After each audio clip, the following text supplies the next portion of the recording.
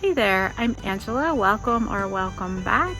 Thanks for stopping in. I'm out here today in the front yard checking on my houseplants, and I thought I'd take a few minutes to chat with you guys about that. So every year, most of my houseplants, and when I say most, I don't really keep too many houseplants, but the ones that I do keep, I put outside during the summer. I call it their little summer vacation, and they really seem to love it. Most of them just thrive. But when it gets to be this time of year, it's starting to get time to move them back inside. So I thought I'd let you guys know the steps that I take to move them back inside in case you're interested. So stay tuned. In the front of our house here next to my bench, I have 3 of my houseplants that I put out every year. This bigger one on the pedestal is some type of a begonia. My mom gave this to me, and aren't houseplant gifts the best kind of gifts? Because every time I look at plants that someone has given me, I think of that person, and it's really nice. Anyway, my mom was having some trouble with this one, which is surprising because she is houseplant grower extraordinaire. I think the thing with this one, it really thrives being outdoors. You can kind of see how full it is, and she is in a condo with not much outside space at all. That's like her personal space, so she really couldn't give it the best conditions. So she gave it to me, and once I started putting it outside every summer, it just thrived. It loves it. And then these 2 down here are, this one is a peace lily, which has gotten eaten up, and I'll talk about that here in a moment. This one originated back in 1996 or 97 with a gift, and I've just been dividing that peace lily, that original one, ever since then. So for however long was that, 25 years? Am I doing my math right? A long time I've been keeping this peace lily going and propagating. And then this other one is really pretty. I don't know the name of this plant, but it was in a flower arrangement that my work sent me when my dad passed away in 2016.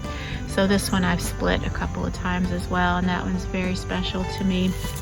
I do have one other plant over on the side porch that's outside for the summer, and 2 up here on the front porch, which I will, there's one.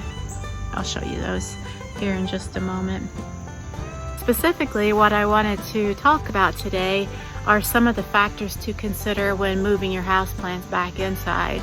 And to back up a little bit, if you're going to put your houseplants out for the summer, there are definitely some factors to consider before doing that, such as getting them acclimated to the temperature, finding the right location with the appropriate amount of sunlight, and so forth. And I hope to do a video in the spring when I move them back out again next year. But for right now, we're just talking about getting them back inside.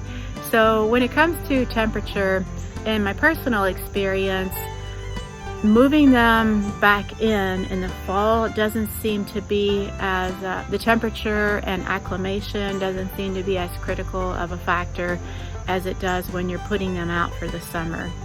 So when you think about it, right now our temperatures, daytimes are in the mid 70s, and then at nighttime it's getting to be in the low 50s. And so knowing that it's consistently in the low 50s is what triggers me to know it's time to start getting them back inside. I don't want them sitting outside when the nights are dipping in below 50, at least consistently. I think that's just a little too chilly. So looking at the forecast and knowing, we're in the low 50s pretty much every night, I need to start getting them inside. And then when you think that's the temperature range outside, and inside the house it's anywhere from 67 to 72, it's not as critical of a transition, at least in my personal experience. I always encourage every gardener to experiment and look up all the information they can before messing around with their own plants. But they usually, I can usually just move them right back inside with no acclimation period. In the spring, moving them out is a different story, because you might be taking them from an air-conditioned house that stays at, 69, 70 average, and then moving them outside where it could be temperatures in the high 70s, 80s. They could very easily wilt and maybe even die from that very sudden hot sun exposure. So definitely an acclimation period is needed, moving them out for the summer. But for now, I think I'm just gonna move them back in probably today. A couple of things to note when I move them back in. So I had pointed out there it looked like some leaf damage to one of those plants, and that could indicate that it's been attacked by some sort of a pest. So before I bring my plants back in, I always inspect the plants, the leaves, stems, the soil, the pots, and look for any visible signs of active pests. And if I see anything like that, just deal with it accordingly. So I'm hoping that with that peace lily, it looks like it could have been slug damage. So I'll check that really thoroughly because I don't want to move any pests back into the house. Be sure and check them out good before you bring them back in. And then another thing is regarding the drip trays, and I'll show you what I mean. So these are the two plants that we just looked at, and they are just in these temporary like nursery stock pots. That's because I divided both of these earlier, and the original plants are in their nice pretty ceramic pots, and this was all I had on hand. And my intention was to get these into like a nice decorative ceramic pot, but I just haven't done it yet. So I probably will do that around sometime this fall, around the time I bring them back in, if not today. But the thing I wanted to point out is that you notice they have their drainage holes in the bottom of the pot, and a lot of most ceramic pots also have drainage holes. When I move my plants out for the summer, I always take away the drainage trays and I just kind of stash them aside until it's time for the plants to come back in. And the reason that I do that is because invariably the plants are going to get way more water outside over the summer than they would get from me if they had been in the house all summer, just due to rain showers, thunderstorms, and so forth. And I don't want that water sitting in their drip trays for long periods. And I don't always come out to empty the drain trays, so I found it better just to take the drain trays away while they're sitting outside.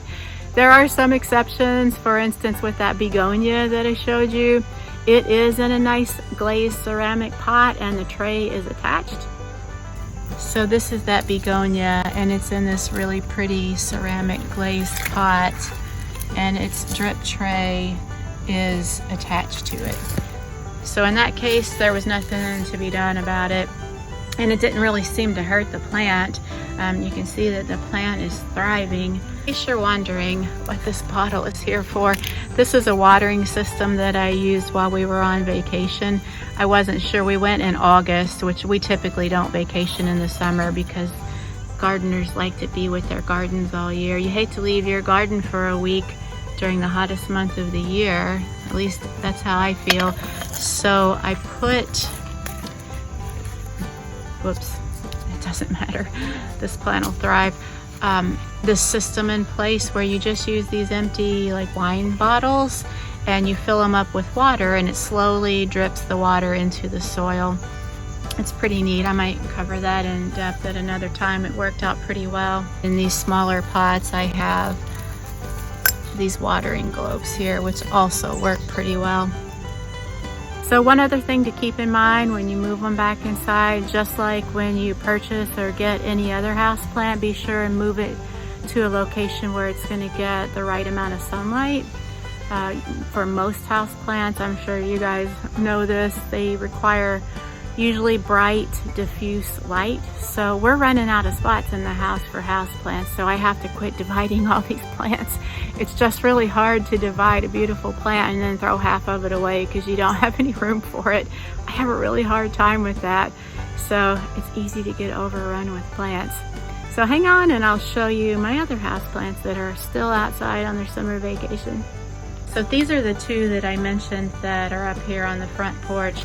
This one in the white ceramic pot is a Majesty Palm, and I just bought that one. I bought a couple of them actually. And then this one, I don't know exactly the name or the species, but I'm pretty sure it's some type of a palm tree. And this was given to me by our good neighbor at the house we used to live in. Actually, the parent of this plant, she gave to me. And it was tall. It was probably 6 or 7 feet tall, but it was slowly starting to die back. And this was one of the, like, the offshoots. So I just cut it off, rooted it, and now look at it. It's pretty tall. I would say it's about 3 feet tall. I have it sitting up pretty high on a pedestal right now. But it's another one of those, every time I look at this plant, I think of her, you know. I love it. I love when I get plants as gifts. It always makes me think very fondly of the person who gave it to me. So that's about all I had to say. I just wanted to go over some of the things that I keep in mind when I'm moving my houseplants back inside. I'd love it if you'd leave a comment. Let me know if you put your houseplants outside for the summer, and also if I missed anything, any other tips or tricks. As always, thanks for watching. I really appreciate it. If you liked the video, if you would leave a like and a comment and subscribe, I would greatly appreciate it. And until next time, this is Angela signing off with a friendly reminder to get out there and play in the dirt.